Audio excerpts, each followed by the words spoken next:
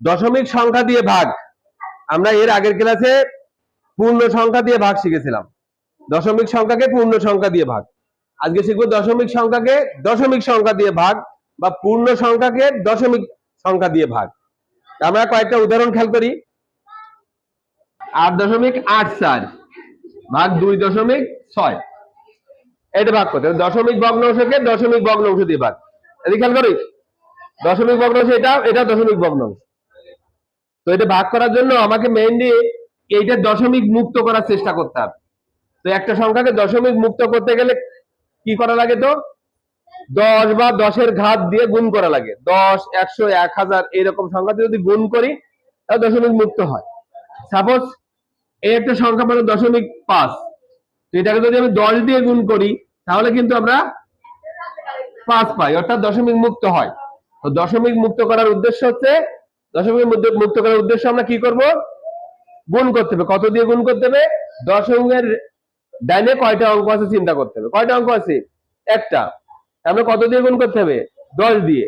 আমার টার্গেট কিন্তু এইটা, যা দ্বারা ভাগ করা হয় ভাজক, এই ভাজককে দশমিক মুক্ত করতে পারলে আমরা ভাগটা করতে পারবো।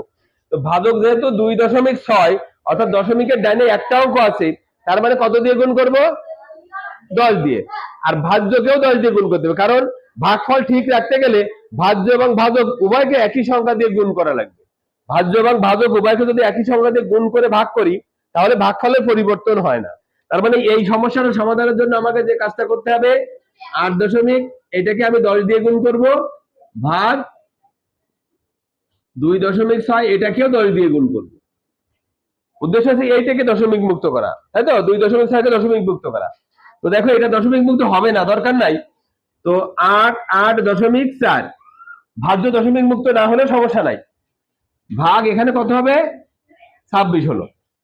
এই কাজটা কিন্তু আমরা আগেও করেছি, অর্থাৎ পূর্ণ সংখ্যা দিয়ে ভাগ করা আমরা জানি। এখন এই কাজটা করার জন্য আমরা জাস্ট ভাগ যেভাবে করি, তাহলে প্রথমে 26 88 ভিতরে কয়বার যায়? 3 বার যায়, তাই তো? 3 6 18, 8 হাতে 1, 3 2 6 আর 1 7, থাকে কত? 10। যখন দশমিকের ডাইনের কোনো অঙ্ক নিচে নামাবো অবশ্যই দশমিকটা দিয়ে তারপরে নিচে নামাবো। এবার 4 নামাই দিব, তাই না? এবার চিন্তা করবো কয়বার যায়? কয়বার যায় বলো তো? 4 বার যায় নাকি? 4 ছক 24, 4 হাতে 2, 4 দুগুণে 8 আর 2 10, মিলে গেল না? অতএব অ্যান্সারটা পেলাম 3.4। বুঝতে পেরেছি? আমরা আরেকটা সমস্যা চিন্তা করে দেখো। 3 ভাগ 0.006 এই ভাগটা করতে হবে, ঠিক আছে? তো এইটাকে 10 মানে ভাজক, যেটা ভাজক আছে দশমিকের ডানে 3টে অঙ্ক আছে। তো 3টে অঙ্ককে যদি দশমিক মুক্ত করতে যায় তাহলে কত দিয়ে গুণ করা লাগবে বলো তো? 1000 দিয়ে। 1000 শুধু কিন্তু একে গুণ করলে হবে না, ভাজ্য এবং ভাজক উভয়কে গুণ করতে হবে। তাহলে আমি এটাকে কি লিখবো? 3 গুণ 1000, তাই তো? ভাগ 0.006 গুণ 1000। আমার টার্গেট কিন্তু এইটা, এটা টার্গেট না। এটা দশমিক মুক্ত হলেও সমস্যা নাই, আর দশমিক তো নাই, সমস্যা না। এখন 3 কে 1000 দিয়ে গুণ করলে হবে কত? 3000। আর এখানে ভাগ হলে কত? 6 হবে। এখন ইজি হয়ে গেছে না? 5 ছক 30 আর এই দুটো শূন্য বসে যাবে। ক্লিয়ার? এভাবে কিন্তু আমরা ভাগটা করতে পারবো। আমরা আরো কয়েকটা সমস্যার সমাধান করি, দেখো।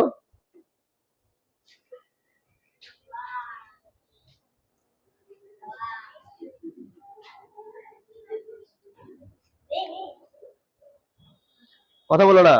21.32, 21.32 ভাগ 5.2, 5.2। কেউ বলতে পারো কত দিয়ে গুণ করতে হবে? 10 দিয়ে। কারণ কি এখানে দশমিকের ডানে একটা অঙ্ক আছে, তো 10 দিয়ে গুণ করবো দুটোকেই। এটাকেও 10 দিয়ে গুণ করব, ভাগ 5.2 এটাকেও 10 দিয়ে গুণ করব। এখানে হবে 10 দিয়ে গুণ করলে এক অঙ্ক ডানে সরে যাবে, তাই তো? গুণ করলে ডানে সরে, আর বাম ভাগ করলে বামে সরে। দশমিক বিন্দু। এই এখন এটাকে ভাগ করব।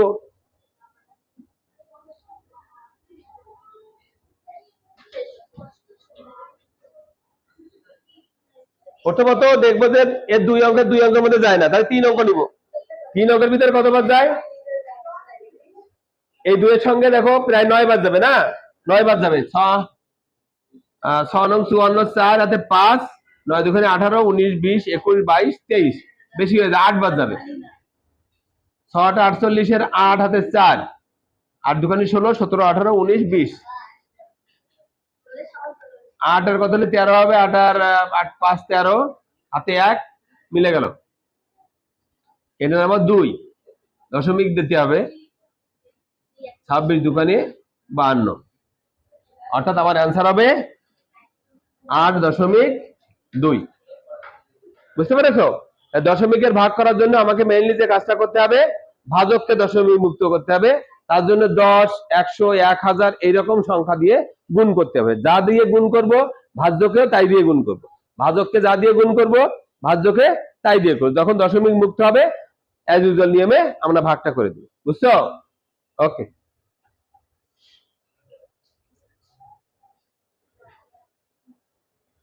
একটা পূর্ণ সংখ্যাকে একটা পূর্ণ সংখ্যা দিয়ে ভাগ আমরা কিভাবে করি?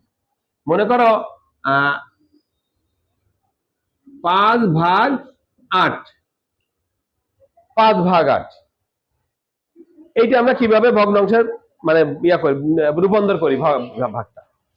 তো আমরা জানি যে কোনো সংখ্যা, মনে করো একটা সংখ্যা 3, এই 3 এর পরে দশমিক দিয়ে 0 0 দিলে কোনো মানের পরিবর্তন হয় না, হয় না। 3 যা 3.00 দাও তাই। তো আমাকে কি করতে হবে? ভাগটা চালিয়ে যাওয়ার জন্য কি 0 আনতে হবে, দশমিক দিয়ে 0 আনার চেষ্টা করতে হবে। এখানে 5/8, প্রথমে দেখতে হবে যে এর ভিতরে যায় কিনা। যেহেতু 5 8 এর ভিতরে, 8 5 এর ভিতরে যায় না, না গেলে 0 দিয়ে গুণ করেও 0 বার, এবার থাকলো 5। এবার ভাগটাকে চালিয়ে যাওয়ার জন্য কি করতে হবে? দশমিক বিন্দু আনতে হবে। আমি এখানে দশমিক দিয়ে একটা 0 আনলাম, আর এই 0টা নামাতে গেলে কি করতে হবে? অবশ্যই উপরে একটা দশমিক দিতে হবে, তাই তো? দশমিক দিয়ে 0টা নামাই দিলাম। এবার 8 50 এর ভিতরে কয়বার যায়? 6টা 48, তাই না? 6 বার যাবে, 6টায় 48, থাকলো কত? 2। আমার যত ইচ্ছা তত 0 কিন্তু উপর থেকে নামাতে পারবো। আমি আরো একটা 0 দিলাম, সেই 0টাকে আবার এই নামাই দিলাম। এবার চিন্তা করো 8 20 এর ভিতরে কয়বার যাবে? 2 বার। 8 দুগুণে 16, থাকলো কত? 4। এবার আরো একটা 0 প্রয়োজন, আরো একটা 0 দিব, সেই 0টাকে আবার নামাই দিলাম। দেখছো? 5 এ 40। তাহলে আমরা পূর্ণ সংখ্যাকে পূর্ণ সংখ্যা দিয়ে এভাবেও ভাগ করতে পারবো। বুঝতে পেরেছো? মেইনলি দশমিক ভগ্নাংশে ভাগ এবং গুণ এই দুটোই মেইনলি কাজ করতে হবে। আচ্ছা, গুণের একটা ফর্মুলা দেখাই। গুণ আসলে একটা টেকনিক শুধুমাত্র। মনে করো 0.1 গুণ 0.01 গুণ 0.001 গুণ 0.0001, এত বড় একটা গুণ। তো এই গুণটা করতে গেলে মেইনলি যে কাজটা করতে হবে, আমাকে মনে করতে হবে দশমিক বিন্দু নাই। তো দশমিক বিন্দু না থাকলে কি আছে? শুধু 1 আছে, এখানে একটা 1 আছে, এখানে একটা আছে, এখানে একটা। তাহলে 1 এর সাথে যদি সবগুলো 1 গুণ করি তাহলে কত হবে? 1 হবে। এইবার চিন্তা করবে কতগুলো দশমিকের ডানে কতগুলো অঙ্ক আছে মোট? এখানে 1টা 2টো 3টে 4টে 5টা 6টা 7টা 8টা 9টা 10টা, একটা অঙ্ক কিন্তু অবশ্যই আমার আছে, তাই না? এই অঙ্কটা ধরে আমার কয়টা অঙ্ক দিতে হবে? 10টা। কয়টা শূন্য দিতে হবে? 9টা। 1 2 3 4 5 6 7 8 9, এর আগে দশমিক দিয়ে আরেকটা শূন্য দিতে হবে। এটা হবে অ্যান্সার। বুঝছো? তাহলে এই ধরনের গুণ কিন্তু ইজিলি করা যায়। দেখো আর একটা দেখো, 0.2 গুণ 0.2 গুণ 0.02। তো এই ক্ষেত্রে কি হয়েছে? 2 গুণ 2 গুণ 2, 2 দুগুণে 4, 4 দুগুণে 8। এবার চিন্তা করবো যে 1 অঙ্ক 2 অঙ্ক 3 অঙ্ক 4 অঙ্ক আগে দশমিক, তাই না? একটা অঙ্ক আছে, কয়টা শূন্য দিব? 3টা। 1 2 3, এই দশমিক, এই শূন্য। বুঝছো? আচ্ছা, ইজি না? আচ্ছা, এবার দেখো আর একটা, মনে করো 0.1 গুণ 0.01 গুণ 100। 100 এই গুণটা করতে হবে কিভাবে বলো তো? এখানে দশমিক যদি না থাকতো তাহলে কি থাকতো? 1 1 1 আর এখানে থাকতো কত? 100 থাকতো। তাহলে আমার 100 তে গুণ করলে কিন্তু 100 হবে, তাই না? 1 কে 100 তে গুণ করলে 100 হবে। এবার চিন্তা করো কত কত অঙ্ক আগে দশমিক আছে। 1 2 3টা, 1 2 3, এই 3টা অঙ্ক, তাই না? এখানে দশমিক দেবো, এই 0, বুঝছো? এইটাকে আবার 0.1 বা 0.1 লেখা যায়, বুঝছো?